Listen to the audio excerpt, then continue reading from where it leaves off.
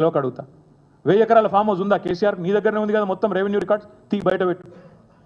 కేసీఆర్కు 1000 ఎకరాల farm house ఉంటే నీకు రాసిస్తాం, చలో నిజంగానే ఉంటే చూపెట్టు, బయట పెట్టు.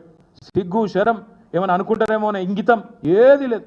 ఏది పడితే అది ఉర్రాలే, మీడియా మేనేజ్ చేయాలి, నా డబ్బాలో వచ్చినట్టు చూసుకోవాలి, యూట్యూబ్లలో ఆన్లైన్లో చిల్లర ప్రచారాలు చేయాలి, గంతే. 7 లక్షల కోట్లు కూడా అసలుంటిదే చిల్లర ప్రచారం.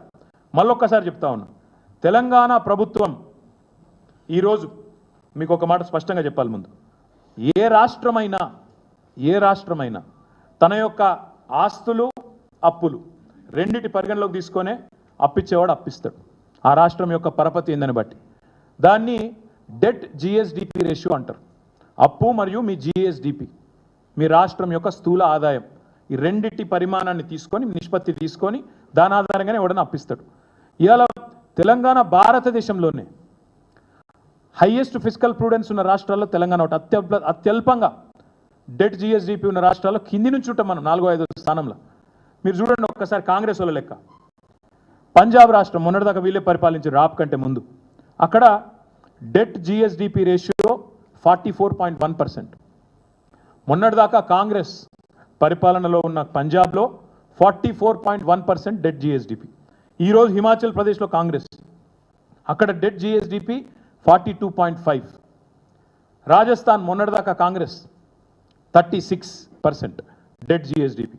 అదే తెలంగాణ 27%, కర్ణాటక 23%. అంటే దాదాపు మనకు దగ్గరలో ఉంది. మరి తెలంగాణ అప్లపాలైందంటే మరి రాజస్థాన్, హిమాచల్, పంజాబ్ అవన్నీ పీకినాయి, ఎత్తిపోయినాయి మొత్తం. అక్కడ మీ కాంగ్రెస్ వాళ్ళు ఉన్నారు కదా, మాట్లాడుతందుకు సిగ్గుశరం లేదా? ఏది పడుతుంది ఉండొచ్చు నోరుని. కానీ ఇంత దారుణమా? ఇంకా దరిద్రం ఏంటంటే అసలు 7 లక్షల కోట్ల అప్పెక్కడిది?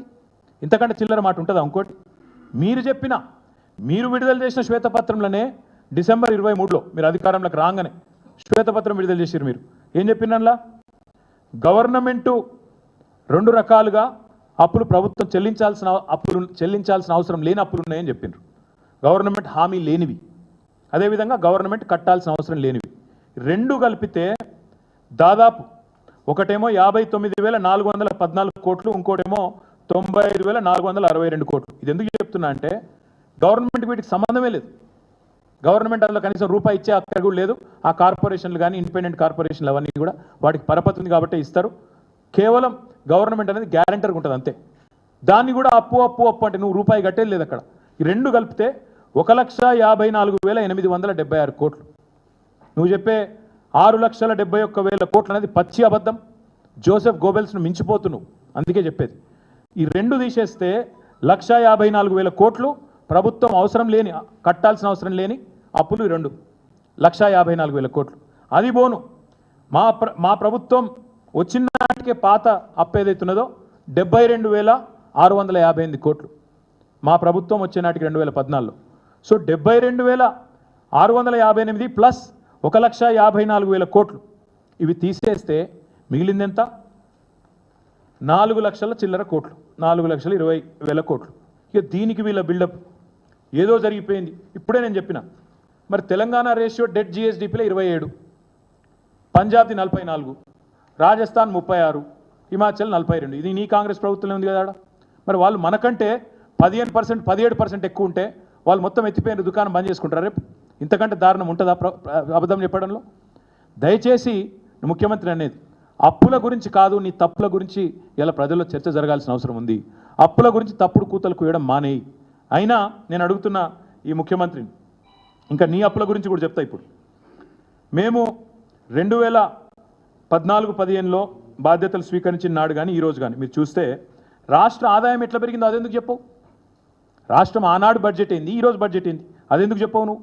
అది చెప్పడు, అది దాచుకోవాలి. మీరు చూడండి, ఆ రోజు పర్ క్యాపిటా ఇన్కమ్ మేము బాధ్యతలు స్వీకరించిన నాడు 2014లో తలసరి ఆదాయం రాష్ట్రంది 1,24,000, 14వ స్థానంలో ఉన్నాం. ఈరోజు 3,47,299 రూపాయలు, నంబర్ 1 స్థానంలో ఉన్నాం. మరి అదెందుకో చెప్పవు? మనసు వస్తలేదా, నోరు వస్తలేదా? అదేవిధంగా మీరు చూడండి, రాష్ట్రము ఆనాడు బడ్జెట్ ఎంత, ఈరోజు బడ్జెట్ ఎంత? 2000 మీరు ఒక ఆనాడు ఈనాడు చూస్తే ఇంకొక